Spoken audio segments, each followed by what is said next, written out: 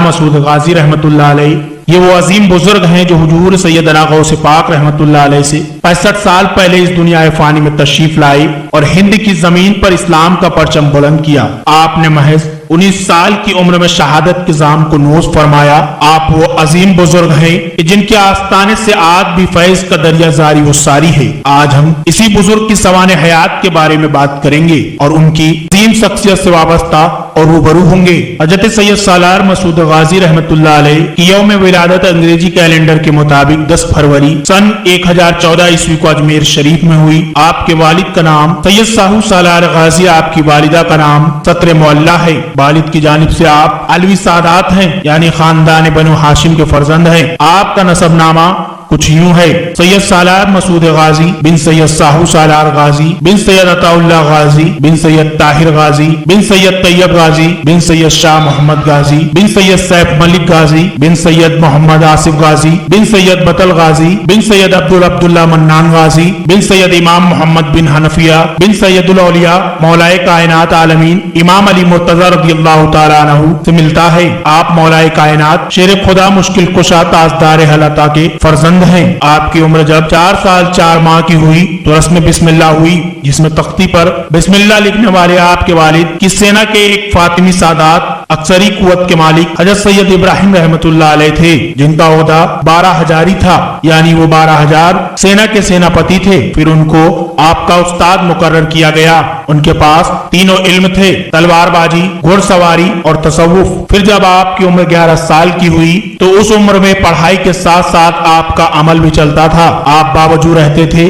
آپ نے بچپن سے کبھی فرض نماز نہیں چھوڑی، نفل کے آپ بہت پابند تھے۔ دیوان میں بھی آپ کے والد کے ساتھ بیٹھتے تھے۔ آپ بہت ہی عمدہ تلوار باز اور گھڑ سوار تھے۔ آپ اپنے والد کی طرح ایک عمدہ تلوار باز اور جاباز سپہ سالار تھے۔ آپ کی سیرت کو دیکھ کر ہر کوئی آپ کی تعریف کرے بغیر اپنے آپ کو روک نہیں پاتا تھا۔ اللہ تبارک و تعالیٰ نے آپ کو ہر چیز نعمت سے مالا مال کیا تھا۔ آپ کو لاجواب حسن و جمال عطا کیا تھا۔ جب آپ اپنے لشکر کے ساتھ دین کی تبلیغ کے لیے میرٹھ پہنچے، جہاں کا راجا آپ کے ماموں جان کا دوست تھا، اس نے آپ کی آمد پر خوشی کا اظہار کرتے ہوئے آپ کا شاہی انداز میں استقبال کرنا چاہا، لیکن آپ نے منع کر دیا۔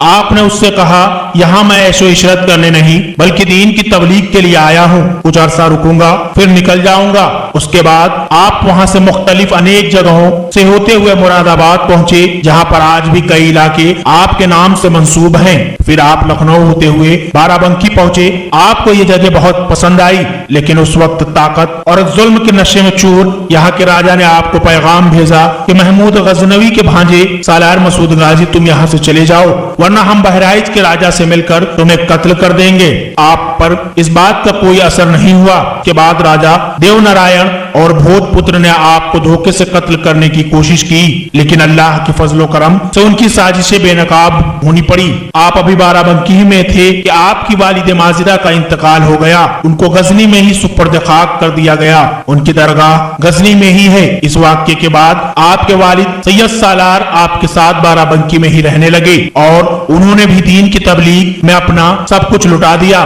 بارہ بنکی میں کچھ عرصہ رکنے کے بعد آپ نے اپنے چچا سید سیف الدین سالار غازی رحمتullah علیہ کو بہرائچ بھیجا، جہاں پر راجاؤں نے آپ کو قتل کرنے کے ارادے سے گھیر لیا۔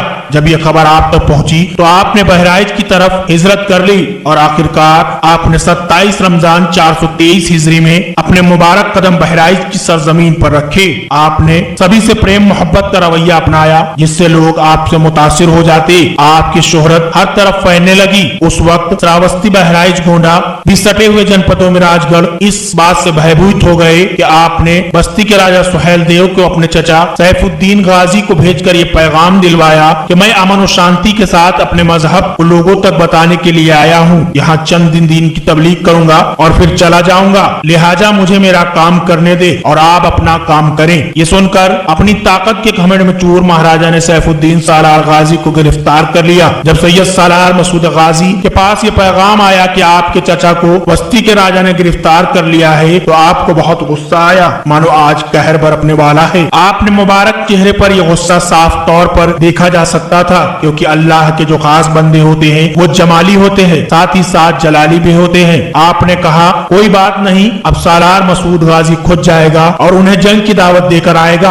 आप बखूबी ये जानते थे कि उनसे मुकाबले में आपकी सेना बहुत कम है, लेकिन आप तो गाजी थे। आपकी रगों में उस हस्ती का खून था जिसने खैबर को उंगलियों पर नचाया हो। आप तो उस अब्बास अलमदार के भतीजे हैं जिन्होंने 1.5 लाख का लश्कर चंद घंटों में अकेले खत्म कर दिया हो। आपकी रगों में करबला की जंग का उबाल मार रही थी। आपकी बहादुरी मौलाए कायनात की मुबारक निस्बत की गवाही दे रही थी। जब सैयद सालार मसूद गाजी बहराइच आए तो आपका मकसद बिल्कुल भी जंग का नहीं था, लेकिन कुदरत इलाही को जो मंजूर था वही होता है। इस पर किसी शायर ने क्या ठीक कहा है कि मुद्दई लाख भला चाहे तो क्या होता है, वही होता है जो मंजूर खुदा होता है। शायद अल्लाह रब्बुल इज्जत को आपको इस काम के लिए चुन लिया था, क्योंकि जब इमाम हुसैन रज़ियल्लाहु ताला अन्हु को करबला बुलाया गया तब वो भी जंग की नियत से नहीं गए, और जब मेरे मसूद गाजी बहराइच आए तब आपका भी कोई इरादा जंग का न था। आपके मन में एक सवाल पैदा हो सकता है कि जब सालार मसूद गाजी रहमतुल्लाह अलैह जंग के लिए नहीं आए तो उनके साथ लश्कर क्यों था?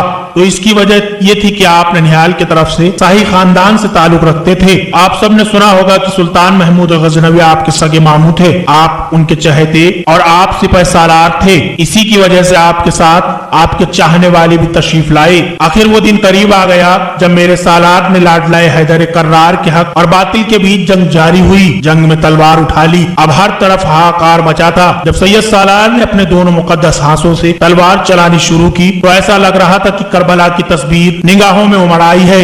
आपके हाथ से चमकदार तलवार मनो दुश्मनों को ये बता रही थी कि हक वालों के हाथ में जो भी होता है वो कमाल का होता है। आप जिस तरफ घूम पड़ते इलाका साफ हो जाता। आपकी तलवार की ये धार देखकर बातिल घबरा गए, हर तरफ कयामत बरपा थी। बाज सूफिया फरमाते हैं कि तारीख इस्लाम में अगर किसी जंग को करबला की जंग कहा जाए तो वो जंग के सैयद सालार मसूद गाजी रहमतुल्लाह अलैह की यही जंग है। अल्लाह अल्लाह, ऐसा लग रहा था जैसे आदम की शफ़क़त सरकार गाजी को दुआ दे रहे हो, जैसे हजरत नूह की सुजात सरकार गाजी के बाजुओं में समा गई हो। ऐसा लग रहा था जैसे हजरत इब्राहिम की खुल्लत गाजी की बालाएं ले रही हो।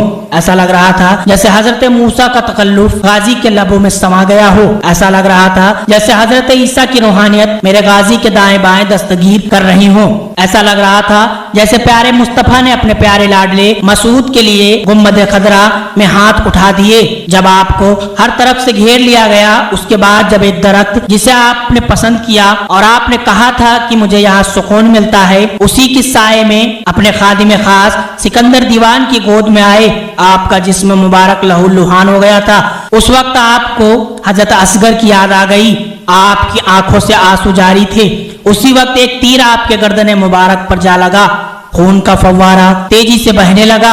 आपके लब से अल्लाह अकबर की सदा ऐसे लग रहा था जैसे मौला अली का खून जोश मार रहा हो। अल्लाह अल्लाह, फिर आप अपने हकीकी रब से जा मिले। आखिरकार मेरे सालार मसूद गाजी रहमतुल्लाह अलैह ने अपनी जिंदगी अपने रब की राह में कुर्बान करके ये बता दिया, क्या ये जमाने वालों, जो भी अपने आप को रब के हवाले कर देता है, अपने नफ्स को मार देता है, अपने आप को मिटा देता है, वो यकीनन अल्लाह का महबूब बन जाता है और दुनिया व आखिरत में उसके लिए भलाई रहती है। इंसान फरिश्ते भी उसके हक में दुआ करते हैं। सारा जमाना शाहिद है कि गाजी सरकार ने सिर्फ 19 साल की बज़ाहिर उम्र में वो काम कर दिया कि तक कयामत तक आने वाली नस्लें आपको सलाम पेश करेंगी। हिंद में इस्लाम फैलाने का जब तस्किरा होगा, इंसान अगर भूल भी जाए तो जिन व फरिश्ते आपका नाम इस फेरिस्त में बिलयकी सबसे ऊपर रखेंगे। आप जिस मुकाम पर फाइज हैं उसका अंदाजा औलिया अल्लाह ही समझ सकते हैं। आपकी शान में औलिया अल्लाह की कुछ अक़वाल यूं हैं। हज़रत शेख सुल्तान अहमद रहमतुल्लाह ताला अलैह फरमाते हैं कि मुझे जब कोई मसला पूछना होता तो मैं ख्वाजा हिंद की बारगाह में जाता तो वो कहते कि सुल्तान बहराइच चले जाओ, वहीं से आपकी मुश्किलें दूर होंगी। मखदूम अशरफ जहांगीर सिमनानी रहमतुल्लाह अलैह फरमाते हैं कि मैंने खिज़र अलैहिस्सलाम को जितनी मर्तबे सैयद सालार मसूद गाजी रहमतुल्लाह अलैह के आस्ताने पर देखा है, दुनिया में और कहीं नहीं देखा। मखदूम अशरफ सिमनानी अलैहि रहमा फरमाते हैं कि अगर कोई बहराइच जाए तो वहाँ कम से कम आधा घंटा जरूर बैठे, क्योंकि वहाँ हर घंटे हजरत खिज़र अलैहिस्सलाम हाजिरी देते हैं। मखदूम बिहार शेख सैयद सरफुद्दीन याहिया मनेरी रहमतुल्लाह अलैह अपने मुरीद से फरमाते हैं कि अल्लाह ने मसूद गाजी को वो तसव्वुफ अता किया है जो जब चाहे जहाँ चाहे अपने चाहने वालों को अल्लाह की अता से अता कर देते हैं। पीर सैयद अली रहमतुल्लाह अलैह ने अपने मुरीद व खलीफा शाह मूसा रहमतुल्लाह अलैह को वसीयत फरमाई कि अल्लाह का कुर्ब हासिल करने के लिए सालार मसूद गाजी की तरफ तवज्जो करो, इन्हें अपना ईमान जानो। औलिया इकराम इनकी रूह से फैज पाते हैं। आप इन वलियों की जुबान से सालार मसूद गाजी रहमतुल्लाह अलैह की शान का अंदाजा लगाएं कि क्या शान है सुल्तान बहराइच की। अल्लाह अल्लाह इसी को अपने शेर में रखते हुए अल्लामा इकबाल फरमाते हैं कि खुद ही को कर बुलंद इतना कि हर तकदीर से पहले खुदा खुद बंदे से पूछे कि बता तेरी रजा क्या है। अजीजो, उत्तर प्रदेश के जनपद बाराबंकी जो कि लखनऊ, बहराइच, अयोध्या जैसे मशहूर स्थानों से सटे होने के बावजूद अपना एक अलग मर्तबा रखता है। बाराबंकी में एक जगह है बासा शरीफ जो कि अपना एक अलग ही वजूद रखती है। यहाँ पर हजरत सैयद शाह अब्दुल रज़ाक हुसैनी कादरी बासवी रहमतुल्लाह अलैह आराम फरमा है। बात तब की है जब आप बाजाहिर बाहयात थे। आपके एक मुरीद जो कि हज्जाम थे, उन्होंने आपसे अर्ज किया कि शेख मैं कुछ दिनों के लिए बहराइच जाने वाला हूँ, सरकार गाजी पाक का उर्स आने वाला है। आपने फरमाया क्यों हर साल उर्स पर जाते हो, यहीं से रहकर अकीदत रखो। इसके बाद उन्होंने अपने मुरीद से मना फरमाया, लेकिन आशिक तो फिर आशिक है, वो भी गाजी हिंद का आशिक। उसने जिद कर ली कि सालार गाजी की बारगाह में पेश होने की। तो शाह अब्दुल रज़ाक अल बासवी रहमतुल्लाह अलैह ने कहा ठीक है, अगर तुम जिद ही कर रहे हो जाने की तो जाओ, एक कागज दे रहा हूँ, इसे ले जाकर एक शख्स मिलेंगे, आस्ताने के बाहर उनको दे देना। उन्होंने ये कागज पर कुछ तहरीर किया और फिर अपने मुरीद जो कि हज्जाम था उसको दे दिया और कहा कि आंखें बंद करो। उसने आंखें बंद कर दी। उसके बाद आपने कहा आंखें खोल लो। उसने आंखें खोली तो खुद को बहराइच में पाया। सामने गाजी का आस्ताना देखकर अदब का तगाजा रखते हुए सर झुकाकर सलाम पेश किया। कुछ देर बाद मुर्शिद ने जो कहा था उस पर अमल करते हुए उनकी बताई हुई जगह पर एक अनजान शख्स को कागज थमा दिया। उस अनजान शख्स ने कागज को खोल कर पढ़ा और मुस्कुराने लगे। फिर उस अजनबी इंसान ने भी एक दूसरा कागज थमा दिया। फिर वो भी हज्जाम को वो कागज लेकर अपने शेख अब्दुल रज़ाक रहमतुल्लाह अलैह के पास पहुंचा और वो कागज पेश किया।